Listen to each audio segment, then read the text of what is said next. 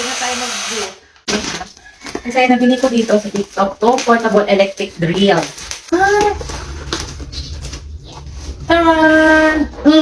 Diba? Ang cute. Ayan, buksan natin ha. Taran! Ganito siya. Mga ade. Uy, pwede siya. Maganda. At ito naman yung kanyang battery. Ito guys, kung gusto mong 776 yung bibilhin mo, dalawang battery ang ipapadala sa'yo. Kaya lang, pinili ko lang yung isa naman kasi di naman natin lagi itong ginagamit kundi pang ano lang, pag may kailangan lang natin butasan. Ganun. Diba? Nakita ko lang siya dito sa TikTok. Pero hindi ko, yan. Oh. Di ba ang galing? Ayan guys, itry natin siya kung ito ay gumagana. Ito yung beat na gagamitin natin. Ito naman yung kanyang adjustable. Yan, ilus muna natin. Yan, tignan nyo guys ha, paano-ano mo yan.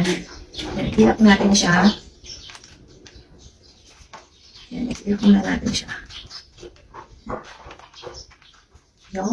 Yan, hindi siya gumagalaw. Tapos, ilagay natin. Yan, ganun. Ay, ba pala na ano? Yan, on.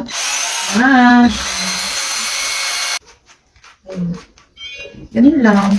Meron siyang iba't ibang beat dito guys. Yan. Mamili ka na lang kung ano gusto mo. Meron din siyang ganito. Ayan, meron din siyang ganito. Ayan. Kompleto na rin siya dyan. Marami siyang mga beat na kasama. Pero kung ako sa inyo guys, i-check out nyo na ito. Napakamura na ito. Ayan. Tapos kung gusto mo naman mag-charge, i-charge muna natin.